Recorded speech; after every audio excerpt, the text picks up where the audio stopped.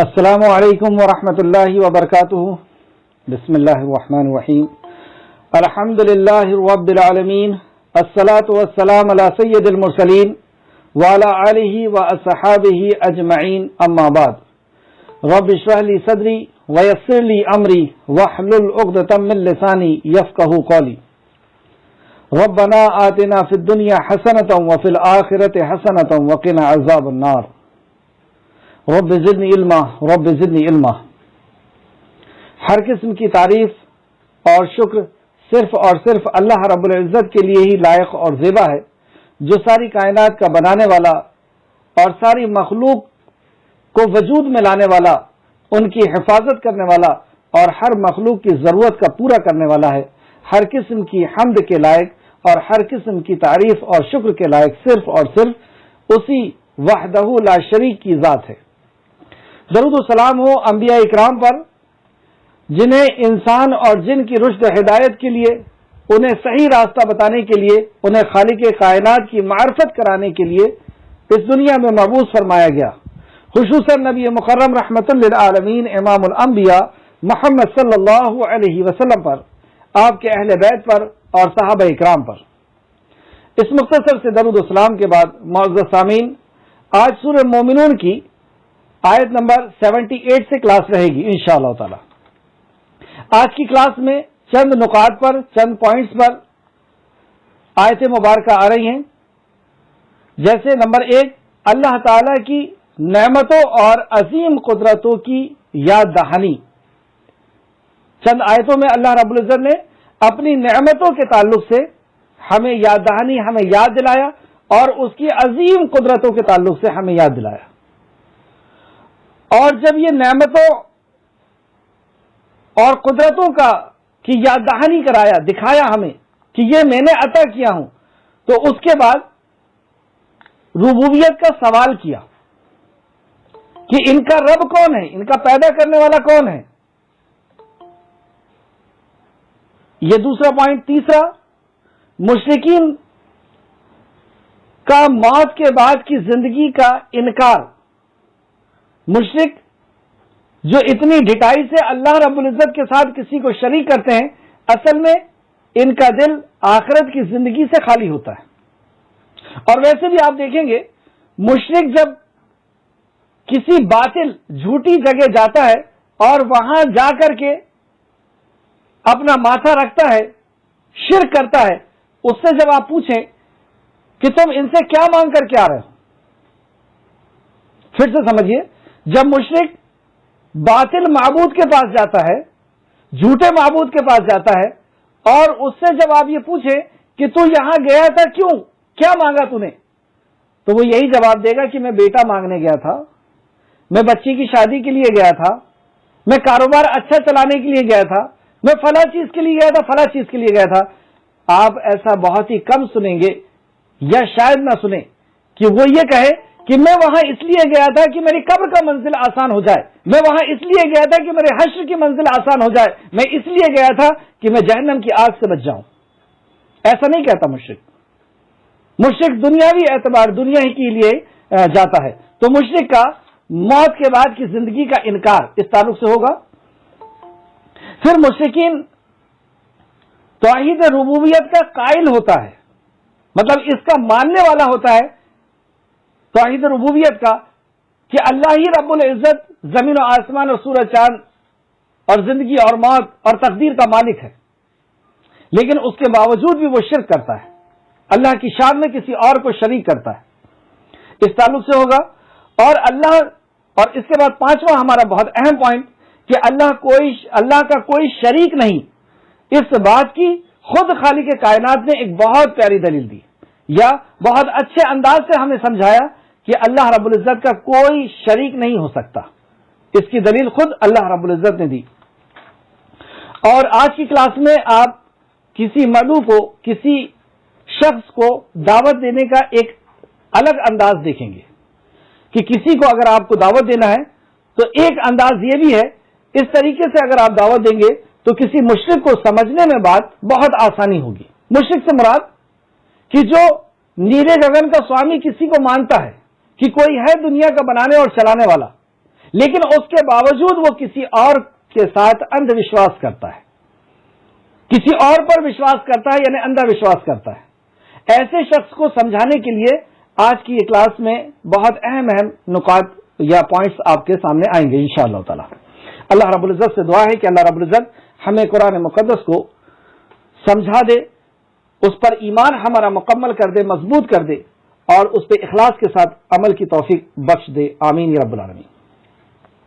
آیت نمبر 78، اعوذ باللہ من الشیطان الرجیم، وَهُوَ الَّذِي أَنشَأَ لَكُمُ السَّمْعَ وَالْأَبْصَارَ وَالْأَفْئِدَةَ قَلِيلًا مَا تَشْكُرُونَ، اور وہ ہے جس نے تمہارے لیے کان، آنکھ اور دل پیدا کیے، تم قلیل ہی شکر کرتے ہو، تم بہت کم ہی شکر کرتے ہو۔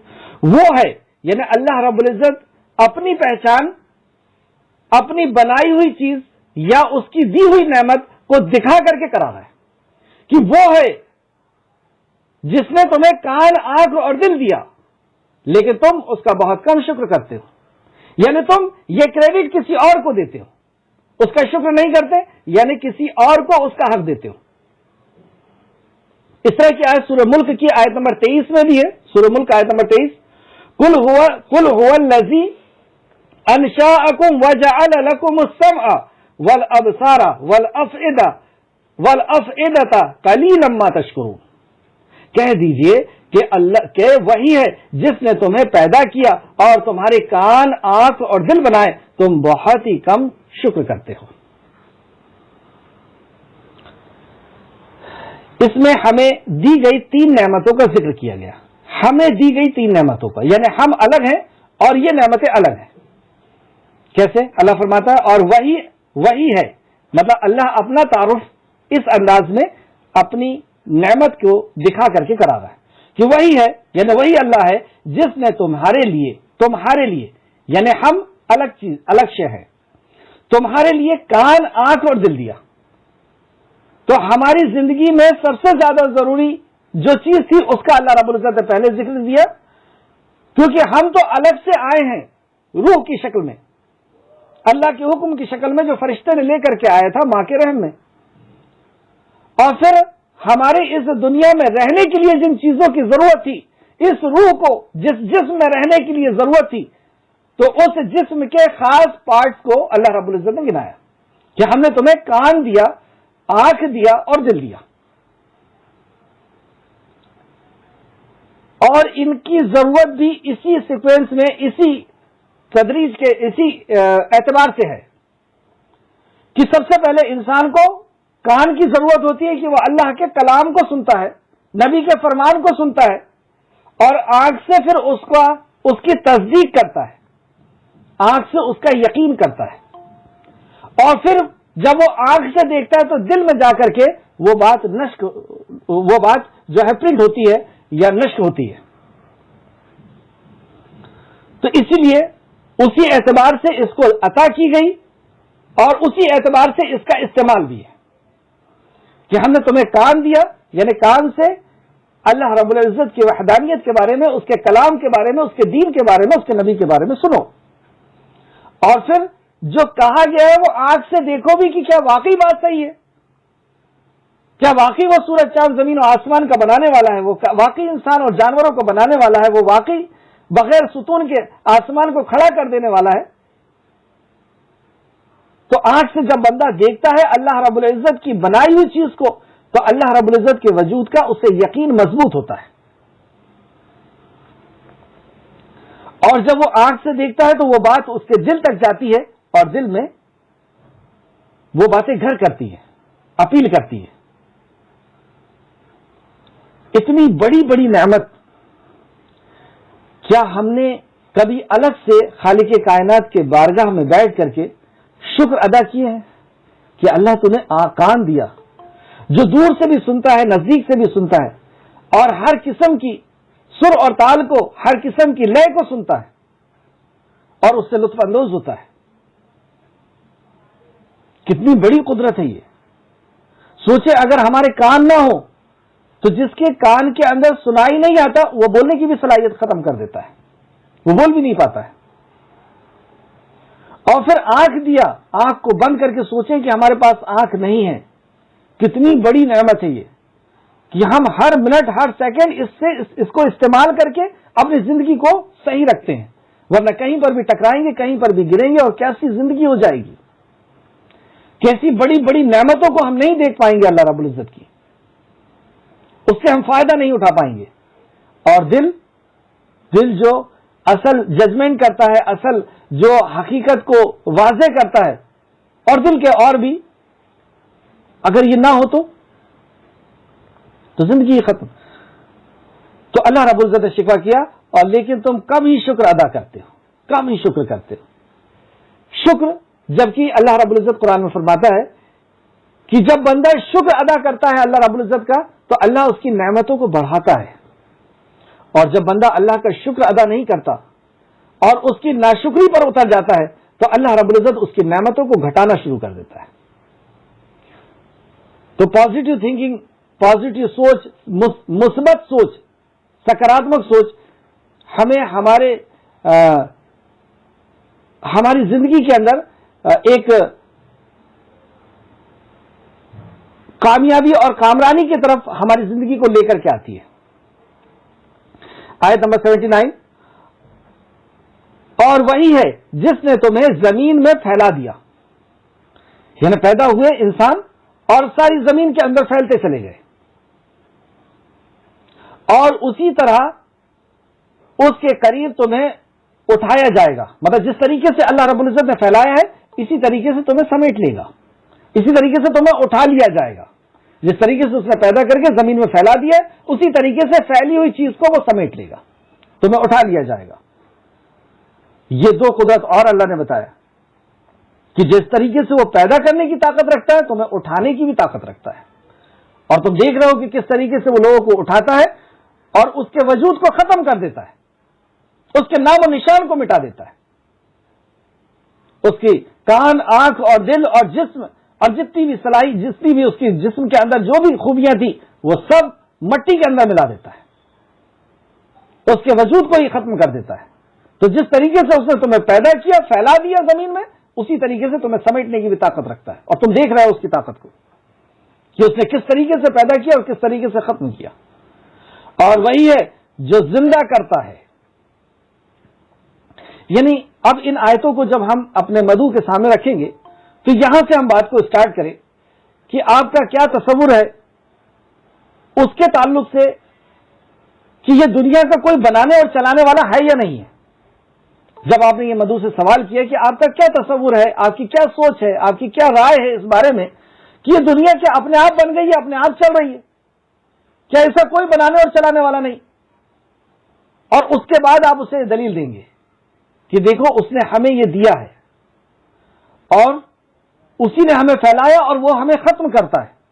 اور پھر اس کے بعد آیت نمبر 80، اور وہی ہے جو زندہ کرتا ہے، وہی ہے جو وجود بخشتا ہے، پیدا کرتا ہے اور مار دیتا ہے اور ختم کر دیتا ہے۔ مطلب نہ پیدا ہونا ہمارے بس کی بات تھی، ہماری طاقت تھی، اور نہ زندہ رہ پانا ہمارے بس کے اندر ہے، ہماری طاقت کے اندر ہے۔ وہ جب چاہتا ہے تو ہمیں مار دیتا ہے، ہمارا نام و نشان مٹا دیتا ہے۔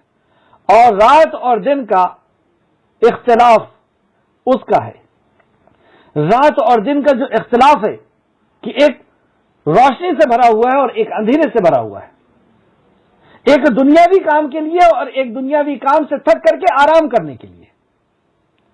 تو یہ جو اختلاف جو انسان کی زندگی کے لیے بہت اہم تھا، ضروری تھا، یہ اختلاف بھی پیدا اسی نے کیا ہے۔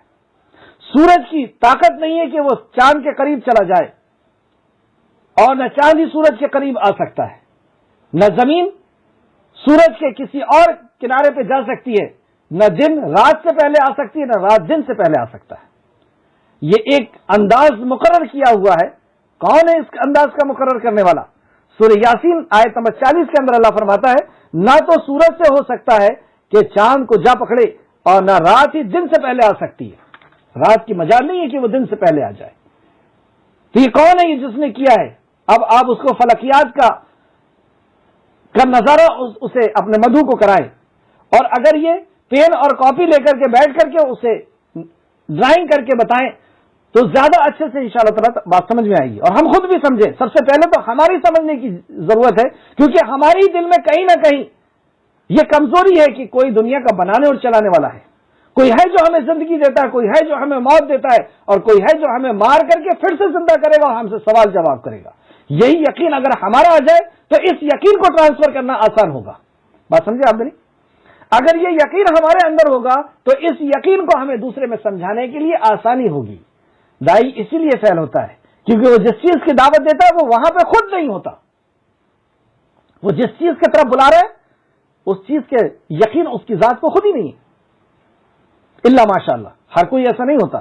تو پہلے ہمیں یقین ہو مضبوط کہ ہم جس کی طرف بلا رہے ہیں وہ خالق ہے، وہ سننے والا، دیکھنے والا، جاننے والا ہے۔ تو یہاں پہ ہم لوگوں نے بتایا کہ اور ان کا اختلاف بھی، یعنی دن اور رات کا اختلاف بھی اسی کی قدرت کا ایک نشانی ہے۔ کیا پھر تم نہیں سمجھتے؟ یہاں پہ عربی میں اگر دیکھیں، افلا تعقلون، کیا تم عقل نہیں رکھتے؟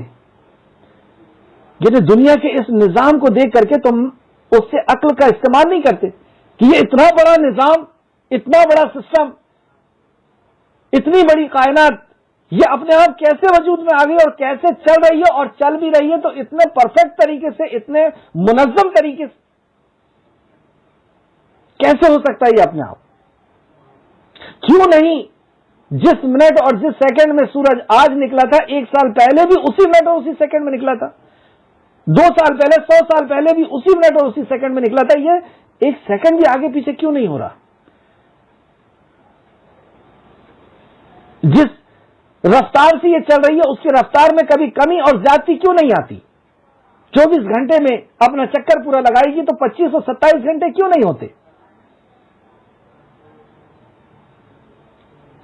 تو یہاں پہ اللہ رب العزت نے دماغ کو اپیل کیا، اسے جھنجھوڑا کہ افلا تعقلون، کیا تم عقل نہیں رکھتے اللہ کی اس قدرت کو دیکھ کر کے، اللہ رب العزت کی ان مخلوق کو دیکھ کر کے، اللہ کی بنائی ہوئی ان چیزوں کو دیکھ کر کے؟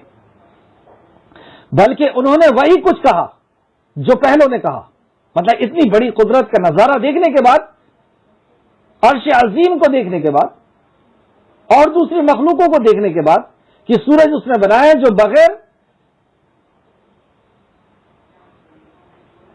تپش کے کمی کو کیے ہوئے جل رہا ہے ہزاروں سالوں سے، ہر چیز جلنے پہ ختم ہوتی ہے، یہ ایسا کیسے جل رہا ہے کہ اس کے اندر ذرا سا بھی فرق نہیں آیا؟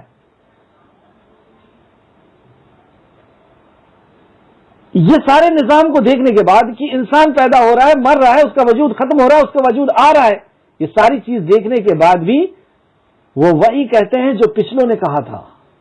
کیا کہا تھا؟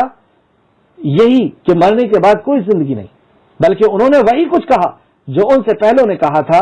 انہوں نے کہا کیا جب ہم مر گئے اور مٹی اور ہڈیاں ہو گئے تو کیا ہم یقیناً زندہ اٹھائے جائیں گے؟ یہ تو دنیا ہی کی زندگی سب کچھ ہے، یہ کیسے ہو سکتا ہے کہ ہم مر جائیں، ہماری ہڈی جو ہے بوسیدہ ہو جائے، بھوسا بن جائے، ختم ہو جائے، اور ہم پھر سے اٹھائے جائیں گے؟ یہ اٹھایا جانا تو بہت دور کی بات ہے، یہ بہت دور کی گوٹی لے کر کے آئے یا رسول اللہ صلی اللہ علیہ وسلم، اس طرح سے بول کر کے جھٹلا رہے۔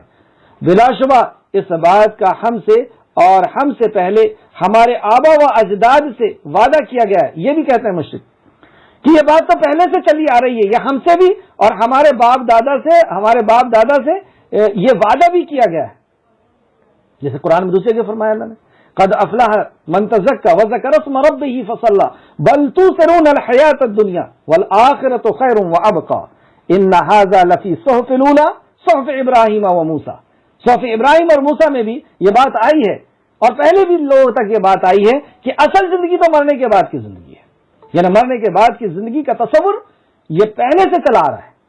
اور آج آپ کسی بھی مذہب کے اندر اٹھا کر کے دیکھ لیجئے، یہ کانسیپٹ آپ کو، یہ سوچ آپ کو ملے گی، یہ عقیدہ آپ کو ملے گا کہ نرک اور سورگ ہے، مرنے کے بعد ایک زندگی ہے جہاں پہ اچھی زندگی ہوتی ہے اور بری زندگی ہوتی ہے، جنت اور جہنم ہے، نرک اور سورگ ہے، یہ سب کا کانسیپٹ ہے، یہ بھی آپ اس کو بات رکھیں گے تو بات اپیل کرے گی۔ تو بلا شبہ اس بات کا ہم سے اور ہم سے پہلے ہمارے بابا و اجداد سے وعدہ کیا گیا ہے، یہ تو صرف پہلے لوگوں کے افسانے ہیں۔ اب وہ کیا کہتے ہیں؟ یہ افسانے ہیں، پہلے لوگوں کی کہانیاں ہیں، پہلے لوگ ڈرانے کے لیے اس بات کو کہتے ہیں۔ آج بھی آپ دیکھیں گے کہ مرنے کے بعد کی زندگی کا کانسیپٹ، تصور اس کو کچھ لوگ ایسا کہتے ہیں کہ یہ ہمارے دھرم گروؤں کی طرف سے اس لیے بتایا جاتا ہے کہ لوگ ڈر کر کے زندگی جیے، مطلب چوری نہ کریں، مرڈر نہ کریں، زنا نہ کریں، کسی کا حق تلفی نہ کریں، اس لیے انہیں ڈرایا جاتا ہے کہ مرنے کے بعد سورگ اور نرک ہے، تاکہ وہ اچھا کام کرے سورگ کے لالچ میں اور نرک سے ڈر کر کے وہ رک جائے۔ حالانکہ حقیقت میں ایسا کچھ ہے نہیں، ایسی کچھ سوچ ہے، ایسے کچھ لوگوں کی سوچ ہوتی ہے، اور کچھ لوگوں کی یہ سوچ ہوتی ہے کہ یہ دھرم گروؤں کا بزنس ہے، اس کے ذریعے سے ان کی دال روٹی چل رہی ہے۔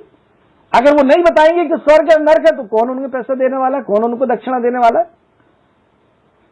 یہ دو تصور ہمارے معاشرے کے اندر بہت زیادہ چلتے ہیں کہ مرنے کے بعد اصل میں کچھ نہیں ہے، یہ دھرم گروؤں کا بنایا ہوا ایک جال ہے جس کے ذریعے سے وہ اپنا کاروبار چلا رہے ہیں۔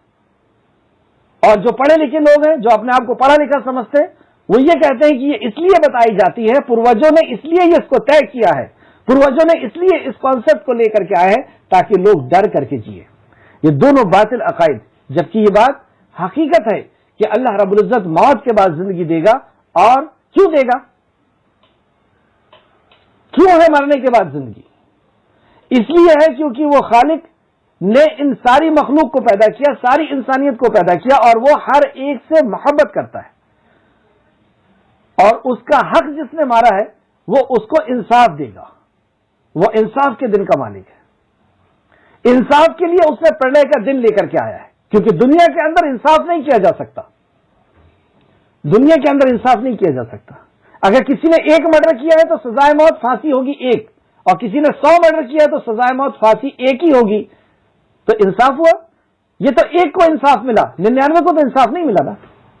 اور اسی طریقے سے نہ برائی کا بدلہ مل سکتا ہے، نہ اچھائی کا بدلہ مل سکتا ہے۔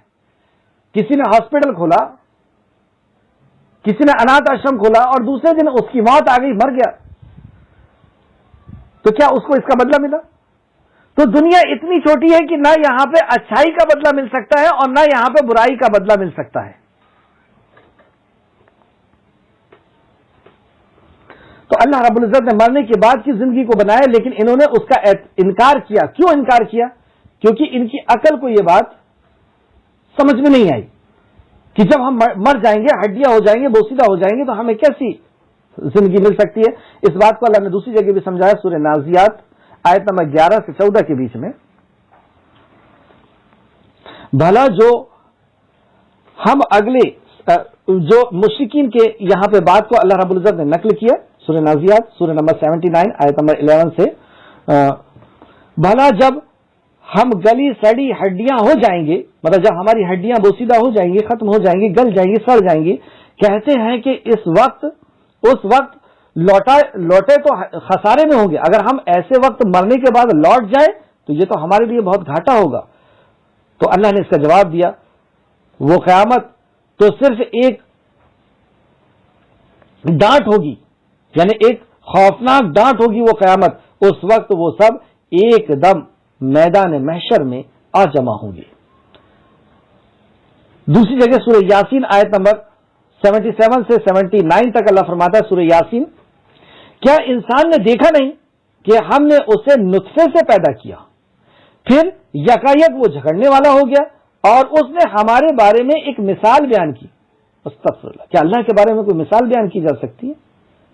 لیکن یہ اللہ کے بارے میں مثال بیان کرتا ہے اور اپنی پیدائش کو بھول گیا کہ کیسے وہ پیدا ہوا ہے، کیا چیز تھا وہ، تو وہ اپنی پیدائش کو بھول گیا اور کہنے لگا ہڈیوں کو کون زندہ کرے گا جبکہ وہ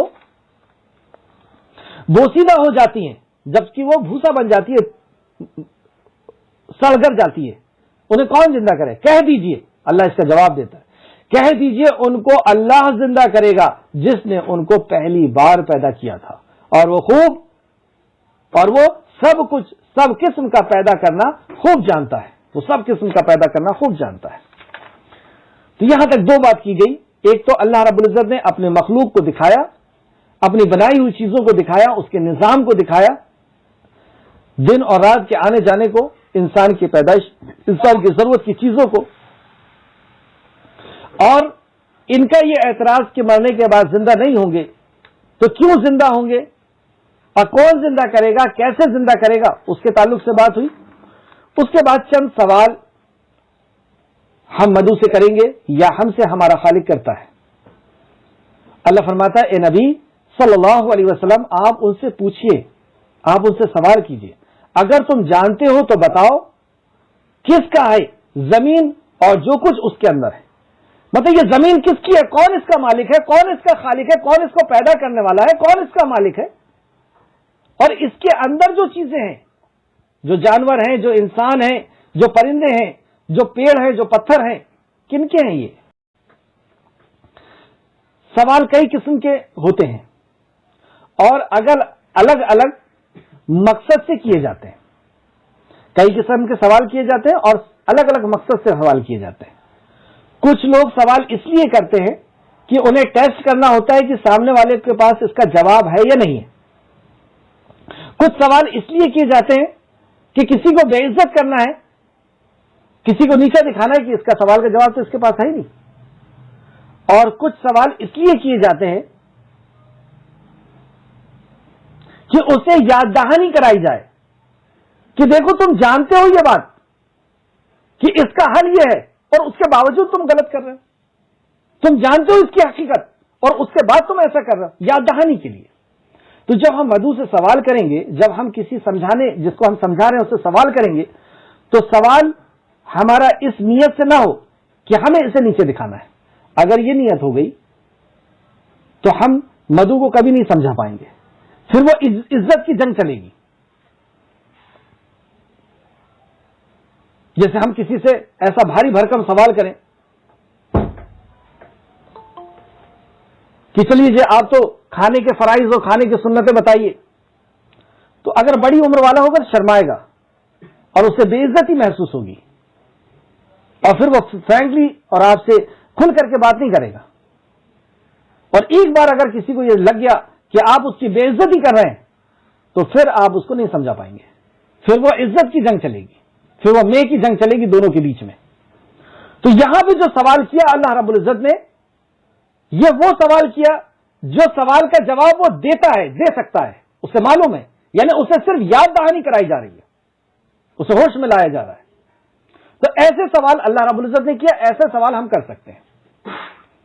مطلب کسی کو بے عزت کرنے کا کہ یہ سوال کا جواب اس کے پاس نہیں ہے اور وہ سوال ہم کریں، یہ نہیں چلے گا۔ ایسے سوال ہم کو نہیں کرنا ہے جس کا اس کے پاس جواب نہ ہو، ہمیں اس سے وہ سوال کرنا ہے اس کی یاد دہانی کے لیے۔ ہمارا مقصد یہ ہے اسے یاد دہانی کے لیے کہ جیسے ہم اس سے پوچھیں کیا دنیا اور آسمان، زمین اور سورج اور چاند، یہ ساری مخلوق کے بارے میں بتا کر کے کہ کیا یہ اپنے آپ پیدا ہو گئے، یہ ہمارا سوال ہے، تو وہ کیا کہے گا، نہیں اپنے آپ پیدا نہیں ہوئے، کوئی ہے اس کا پیدا کرنے والا۔ پھر ہم اس سے جب سوال کریں کہ اس کے پیدا کرنے والے کتنے ہیں، تو فوراً کہے گا ایک ہے۔ تو یہی تو اختلاف ہے، سارے انبیاء کا یہی اختلاف رہا کہ سارے انبیاء آئے اس لیے کہ تم کہتے ہو کہ وہ ایک ہے، تو مان کیوں نہیں لیتے کہ وہ ایک ہے؟ تم اندر آتما سے تمہاری یہ بات نکلتی ہے کہ دنیا کا بنانے اور چلانے والا ایک ہے، تو تم مانتے کیوں نہیں ہے کہ وہ ایک ہے؟ تو ایسے سوال کی جس کا وہ جواب دے سکتا ہے اور اس کی عقل کو اپیل کرے وہ کہ ہاں میرا تو عقیدہ یہی ہے کہ دنیا کا بنانے اور چلانے والا ایک ہے، تو اس نیت سے سوال کیے گئے۔ نیچے دکھانے کے لیے ہم کسی سے سوال نہیں کر سکتے، اور یہ بالکل اصول کے غلط بات ہوگی۔ تو اے نبی آپ صلی اللہ علیہ وسلم سے کہا جا رہا ہے کہ آپ ان سے پوچھئے، سوال نمبر 1 ہے یہ، آپ ان سے پوچھئے اگر تم جانتے ہو تو بتاؤ کس کا ہے زمین اور جو کچھ اس کے اندر ہے، کس نے پیدا کیا زمین کو اور جو کچھ اس کے اندر ہے اس کو کس نے پیدا کیا؟ کون سا سائنٹسٹ ہے، ذرا مجھے نام بتاؤ کہ فلاں دانے کو فلاں سائنٹسٹ نے پیدا کیا، فلاں جانور کو فلاں نے پیدا کیا، فلاں جاتی کو فلاں نے پیدا کیا، فلاں انسان کو فلاں نے پیدا کیا۔ تو کس نے پیدا کیا؟ بھلے وہ 10 کو لے کر کے سامنے بیٹھا ہوا ہے، کسی کو پانی کا، کسی کو اولاد کا، کسی کو عزت اور ذلت کا، کسی کو رزق کا مالک سمجھ رہا ہے، اور آپ اسے جا کر کے پوچھیں کہ بھائی صاحب یہ جو 8-10 آپ نے سجا کر کے رکھے ان میں سے کون ہے جس نے آپ کو پیدا کیا؟ کیا جواب دے گا وہ؟ تھوڑی دیر دیکھے گا ان 8-10 کی طرف اور پھر یہ کہے گا، یہ میں پریکٹیکلی بات بتا رہا ہوں، ان میں سے کوئی نہیں ہے جس نے مجھے کان، آنکھ اور دل دیا، ان میں سے کوئی نہیں جس نے سورج اور چاند کو بنایا، اس میں سے کوئی نہیں ہے جنہوں نے زمین اور آسمان کو بنایا۔ وہ تو خود کہہ رہا ہے. کتنا پیارا سوال ہے جو ایک انسان کو سوچنے اور سمجھنے میں مجبور کر دیتا ہے. واقعی کیا کلام ہے اللہ رب العزت کا. تو اللہ فرماتا ہے کہ وہ ضرور کہیں گے, آیت نمبر 85, وہ ضرور کہیں گے کہ اللہ ہی ہے.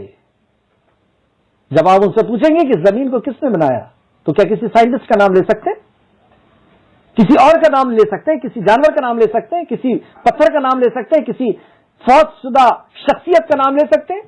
نہیں. تو وہ ضرور کہیں گے کہ اللہ نے. کہہ دیجئے, پھر آپ اس کے سوال جواب پہ پھر سوال کیجئے, کہہ دیجئے کیا پھر تم نصیحت نہیں پکڑتے؟ کیا تمہیں اس سے نصیحت نہیں لگتی کہ اس کا مالک تو کوئی اور ہے, پھر ہم مانگ کسی اور سے کیسے رہے؟ بھائی اس گھر کا مالک میں ہوں, کوئی اور سے آپ مانگیں کہ یہ فلاں سامان ہمیں دے دو, تو گویا کہ آپ اسے چور سمجھ رہے ہیں, یا مجھے اتنا کمزور سمجھ رہے ہیں کہ میرے رہتے ہوئے وہ آپ کو اٹھا کر کے دے دے گا. تو جب اللہ کو ہم نے مالک تصور کر لیا کہ ان کی ایک ایک مخلوق کا بنانے والا اللہ ہے, تو پھر ہمیں نصیحت کیوں نہیں ملتی کہ ہم کسی اور سے کیوں تصور کرتے ہیں کہ وہ عزت دے دے گا, وہ ذلت دے دے گا, وہ دولت دے دے گا, وہ شہرت دے دے گا, وہ رزق دے دے گا, وہ اولاد دے دے گا. تو تم نصیحت کیوں نہیں پکڑتے؟ آیت نمبر 86, آپ پوچھئے ساتوں آسمان کا رب اور عرش عظیم کا رب کون ہے؟ یہ بہت عظیم چیز ہے. عرش عظیم, اگر ہم اس کے اوپر غور کریں, اور بار بار آپ دیکھیں گے قرآن میں اللہ فرماتا ہے کہ تم نے آسمان کی طرف نظر نہیں کی. کبھی آپ کھلی فضا میں جا کر کے آسمان کی طرف دیکھیے کہ میرے رب نے کہا ہے مجھے دیکھنے کا, کیا ہے آخر اس کے اندر. آپ کے اندر ایک رعب طاری ہوگا کہ اتنا بڑا آسمان میرے سر کے اوپر, جس کی لمبائی اور چوڑائی کا اندازہ نہیں, اور یہ بغیر ستون کے, بغیر کسی سپورٹ کے کھڑا ہوا ہے. کون ہے اس کو کھڑا کرنے والا؟ کیسے ہو سکتا ہے, یہ کیسے بن گیا, کیسے اس کو کھڑا کر دیا گیا؟ تو ان سے آپ پوچھئے کہ کون ہے ساتوں, کون ہے آسمان کا رب اور کون ہے عرش عظیم کا رب؟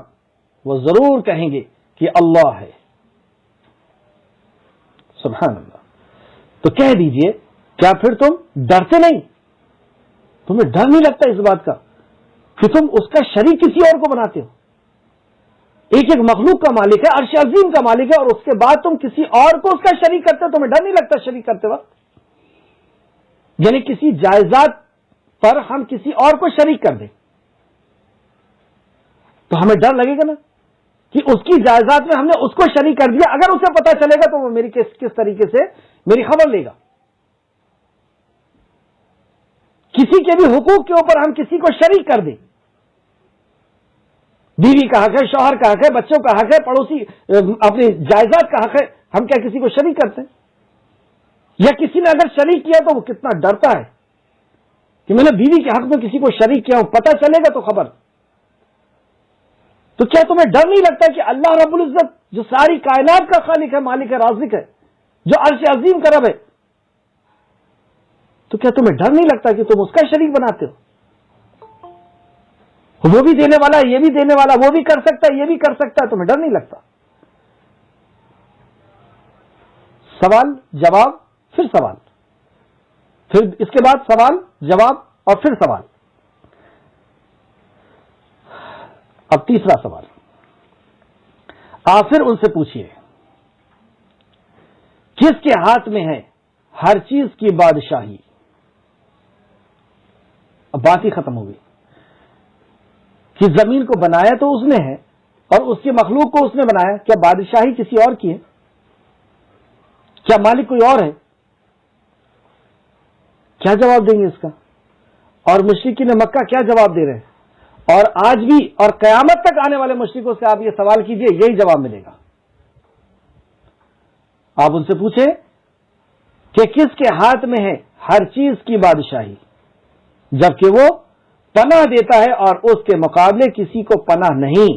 اگر وہ پناہ نہ دے تو اس کے مقابلے میں کوئی پناہ نہیں دے سکتا.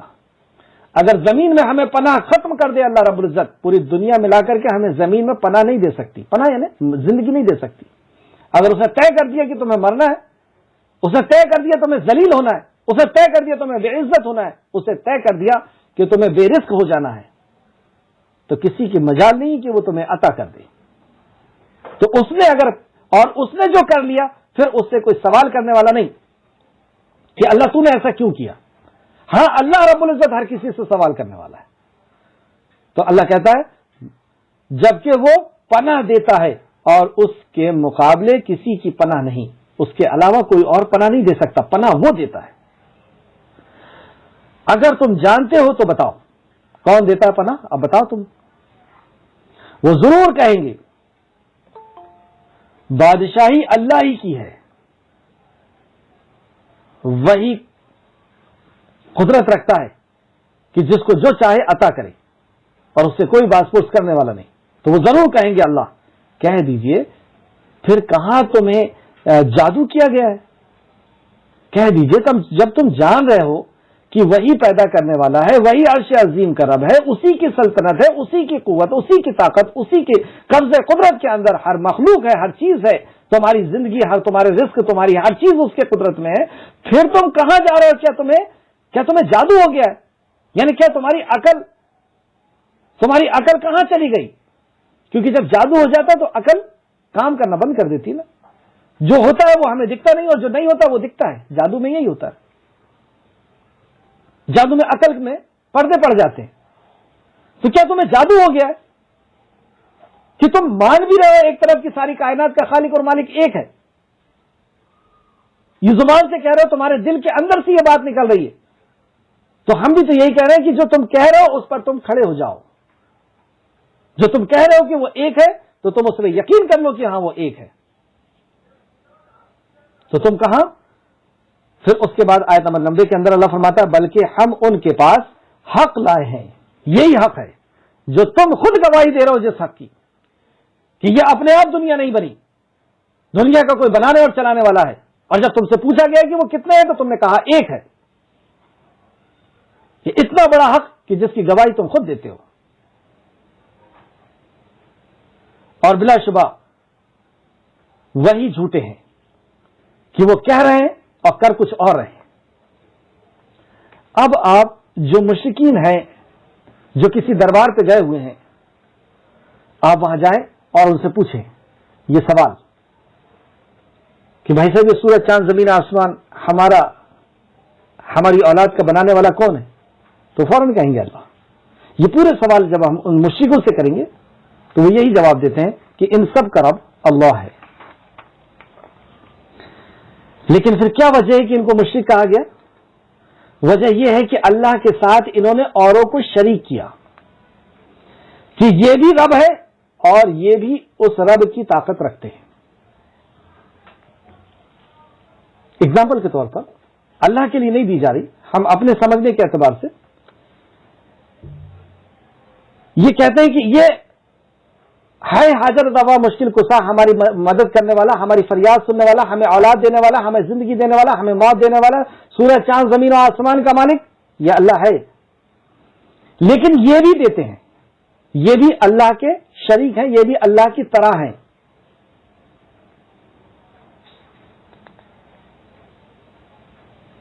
کیسے ہو سکتا ہے؟ کوئی یہ خاتون کہے کہ یہ میرے شوہر ہے اور یہ شوہر سمان ہے، چلے گا؟ استغفر اللہ، یہ مثال بھی نہیں دی جا سکتی۔ اللہ کے لیے نعوذ باللہ میں مثال نہیں دے رہا ہوں، تو اللہ کا کیسے ہم شریک مقرر کر سکتے ہیں کہ یہ اللہ ہے اور یہ بھی اللہ کی طرح ہے؟ نعوذ باللہ، لیسا کمثلہ شیء وہو السمیع البصیر، اس کے مثل کوئی نہیں۔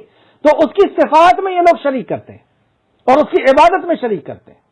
توحید ربوبیت کے تو قائل ہیں، اسی لیے تو مسلمان ہیں، اسی لیے تو موسیٰ ابراہیم علیہ السلام کے ماننے والے ہیں نا، نماز روزہ حج زکات کرتے ہیں، وہ خانہ کعبہ کے اندر طواف کرتے ہیں، سجدہ کرتے ہیں اللہ کو۔ لیکن اس کے بعد مشرک کیوں کہا گیا؟ کیوں کہا اللہ رب العزت نے سورہ توبہ کے اندر کہ ان کی عبادتیں اور ان کی جو بھی نیکیاں ہیں اللہ رب العزت کو اس کی کوئی ضرورت نہیں؟ حج اکبر کے دن اعلان کروا دیجئے کہ اللہ ان کے شرک سے اور ان مشرکوں کے اعمال سے بیزار ہے، اور اللہ کا نبی بھی، کیونکہ یہ اللہ کو رب تو تسلیم کرتے ہیں ایک طرف، یعنی اللہ کو خالق مالک رازق جان رہے ہیں، ساری کائنات کا بنانے والا جان رہے ہیں، اس کی ضرورت کا پورا کرنے والا جان رہے ہیں، اس کے اوپر پاور رکھنے والا، اس کے اوپر قدرت رکھنے والا جان رہے ہیں، عرش عظیم کا رب جان رہے ہیں، لیکن اس کے ساتھ دوسرے کو بھی شریک کر رہے ہیں اس کی سلطنت میں، اس کی بادشاہی میں، اس کی قدرت میں، اس کی مخلوق کے اوپر۔ یعنی جیسے اللہ رحمان ہے تو کسی اور کو بھی رحمان تصور کر لیے کہ ہم بہت گنہگار ہیں، وہ ہماری نہیں سنیں گے، اس لیے ہم ان کے پاس جا رہے ہیں کہ وہ ہماری فریاد اللہ تک پہنچا دے. مطلب اللہ رب العزت کو رحیم نہیں سمجھ رہے, اسے رحیم سمجھ رہے ہیں, اس لیے تو اللہ کے پاس نہیں جا رہے کہ اللہ ہماری نہیں سنے گا, یعنی وہ رحیم نہیں ہے. وہ رحیم ہے جس کے پاس تم جا رہے ہو, تو اللہ سے بڑا رحیم ہو گیا وہ, نعوذ باللہ استغفر اللہ. رحمان تو رب ہے.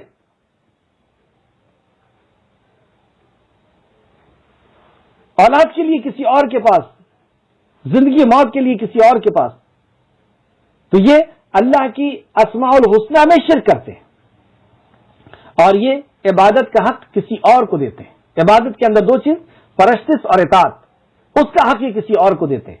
اور جب یہ شرک ہو جاتا ہے تو بندے کا تعلق اللہ رب العزت سے ختم ہو جاتا ہے. اللہ اپنا تعلق اس بندے سے, کیونکہ وہ رب ہے تو اسے کھلائے گا پلائے گا جب تک اس کی زندگی ہے. اللہ رب العزت اسے ساری چیز مہیا کرے گا, کیونکہ ایک وقت ہے, ایک خاص ٹائم کے لیے اللہ رب العزت نے اسے ایگزام کے لیے بھیجا ہے, تو اس ایگزام حال میں رہے تک اس کی ساری ضرورت اللہ رب العزت پوری کرے گا. اور جب موت آئے گی پھر اس کے بعد اس کی خبر لی جائے گی. تو جو مشرک ہے اس کی کوئی عبادت اللہ رب العزت قبول نہیں کرتا. جو مشرک ہے اس کو اللہ نے دائرہ اسلام سے نکال دیا. جو مشرک ہے اس کے لیے سورہ توبہ آپ پڑھ کر کے دیکھیں کہ مشرک کو جہاں پاؤ اس کے ساتھ یہ سلوک کرو. میدان کارزار میں مشرک کے لیے اللہ نے کہا کہ ان کے لیے میں نے جنت کو حرام کر دیا. یہ کبھی نبیین, صدیقین اور شہداء اور صالحین کے ساتھ نہیں ہو سکتے. انہیں ان کے ساتھ نہیں رکھا جا سکتا. انہیں تو اس جیل میں رکھا جائے گا جو نرک ہے ہمیشہ ہمیشہ. اسے آسمان سے گرا ہوا اس کے اگزامپل دے کر کے بتایا, جنگل کے اندر بھولا ہوا اس کی اگزامپل دے کے بتایا کہ یہ دنیا کے اندر ایسا باولے کی طرح گھومتا رہے گا.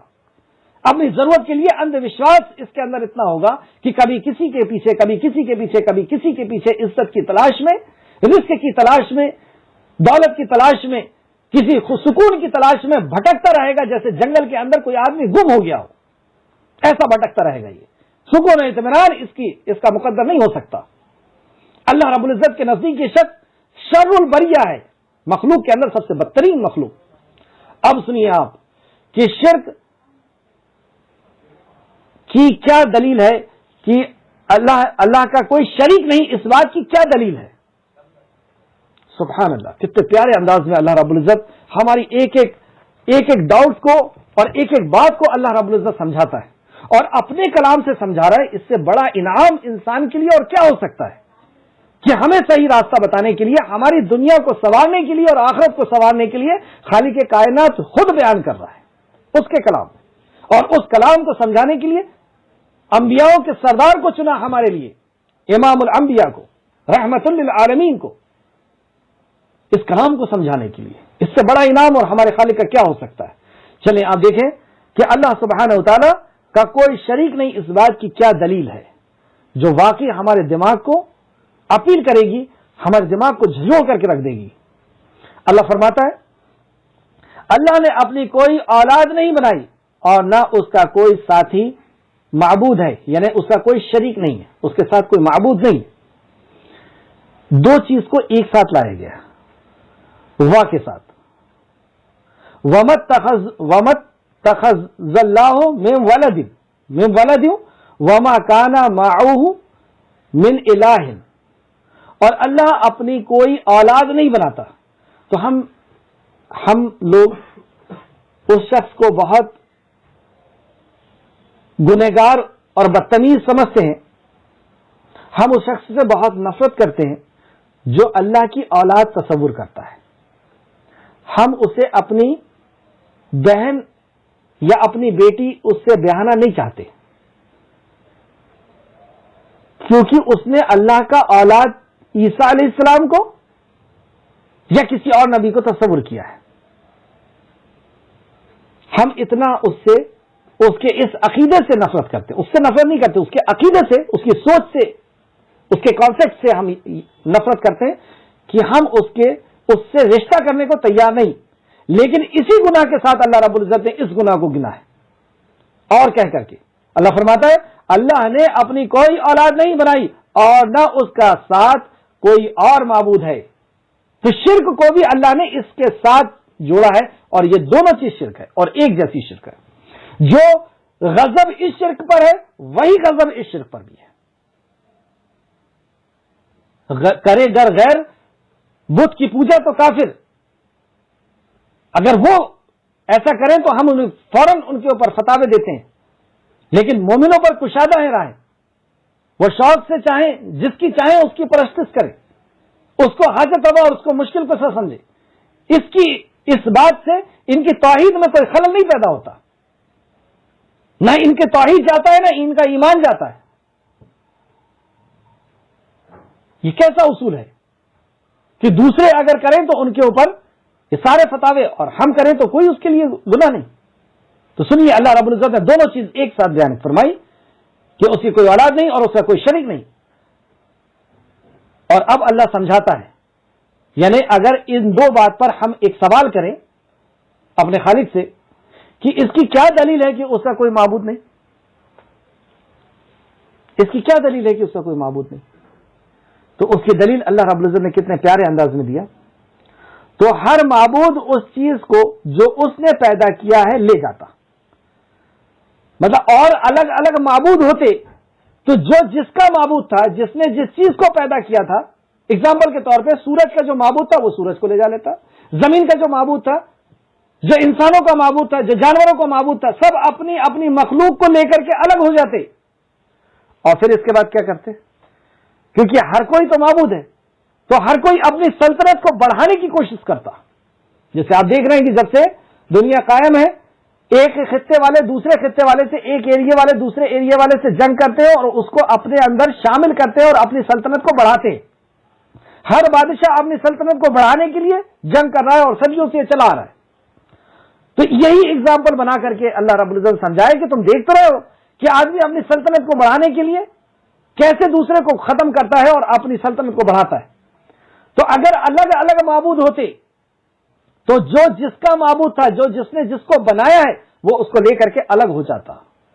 اور بلا شبہ, اور آگے اللہ فرماتا ہے, اور اس میں کوئی شک نہیں, اور بلا شبہ ان میں سے ہر ایک دوسرے پر چڑھائی کرتا. تو وہ اپنی سلطنت کو لے کر کے, اپنی فوج کو لے کر کے, اپنی بنائی ہوئی چیز کو لے کر کے دوسرے کے اوپر چڑھائی کرتا. ہوتا نہیں ہوتا ایسا؟ اور اس سے کیا ہوتا, دنیا کا نظام خلط ملط ہو جاتا.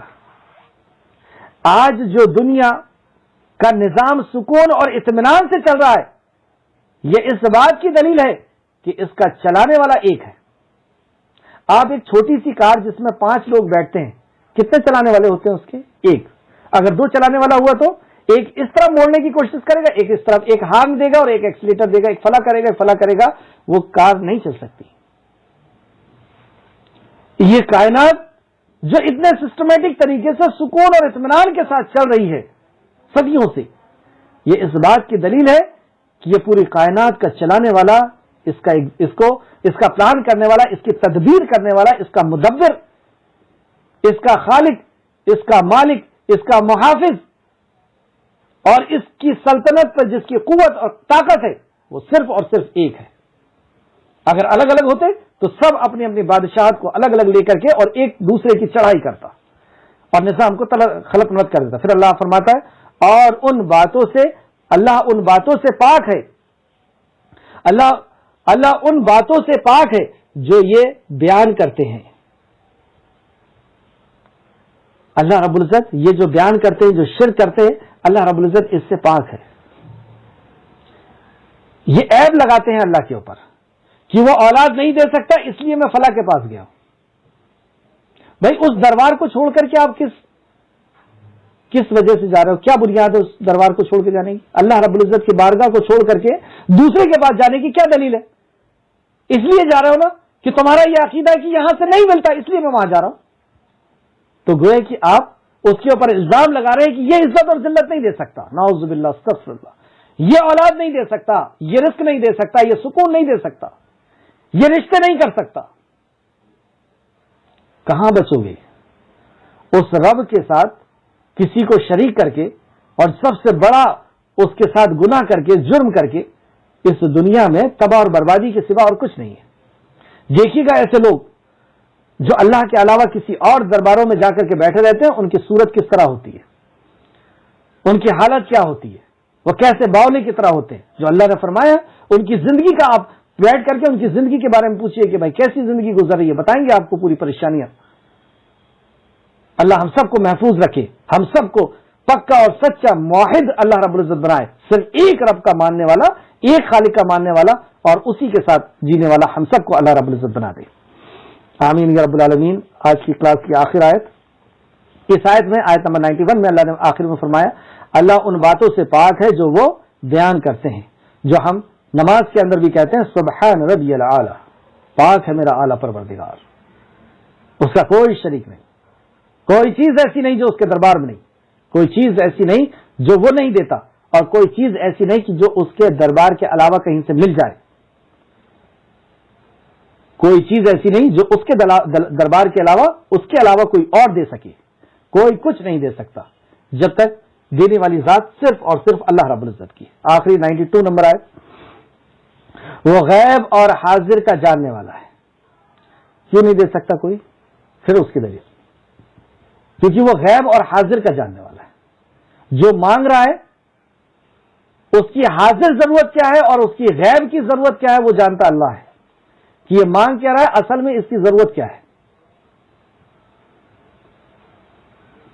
ہم تو وہی چیز مانگ رہے ہیں نا جو ہمیں نظر آ رہی ہے، جو ہماری ابھی کی ضرورت ہے، کل ہمارے کیا ساتھ کیا ہونے والا ہے کون جانتا ہے؟ وہ اللہ جانتا ہے۔ اس لیے جب بندہ اللہ سے مانگتا ہے تو اللہ اس سے بہتر عطا کرتا ہے، کیونکہ وہ عالم الغیب ہے، اور اللہ کے علاوہ جس سے مانگا جا رہا ہے وہ غیب نہیں جانتا، وہ نہیں جانتا کہ یہ جو چیز مانگ رہا ہے اس کا یہ حقدار بھی ہے یا نہیں ہے، جو یہ چیز مانگ رہا ہے اس کو یہ برداشت کر پائے گا یا نہیں کر پائے گا، جو یہ چیز مانگ رہا ہے کل اس کے ساتھ کیا حادثہ ہونے والا ہے وہ نہیں جانتا، کچھ نہیں جانتا جس سے مانگا جا رہا ہے، اور اللہ رب العزت ساری بات جانتا ہے۔ اللہ رب العزت ہی تو ہے جو اپنی مخلوق کی ضرورت کو اس مخلوق سے زیادہ جانتا ہے، یعنی جو میری ضرورت ہے وہ مجھ سے زیادہ جاننے والا میرا رب ہے، جو میری خواہش ہے مجھ سے زیادہ جاننے والا وہ میرا رب ہے، اور وہ کبھی کسی کو محروم اور مایوس نہیں کرتا۔ جب بندہ بندے کی ضرورت کو جانتا ہے وہ دے کر کے رکھتا ہے، ہر بندے کو وہ ضرورت کی چیزیں دیتا ہے، لیکن لوگ اسے نہ استعمال کریں، نہ لیں، اپنی جہالت کی وجہ سے، یہ ان کی اپنی کجروی ہے۔ بہرحال آخر آئے دیکھیں، اور غیب اور حاضر کا جاننے والا ہے، چنانچہ وہ کہیں اعلیٰ ہے، وہ کہیں اعلیٰ اور برتر ہے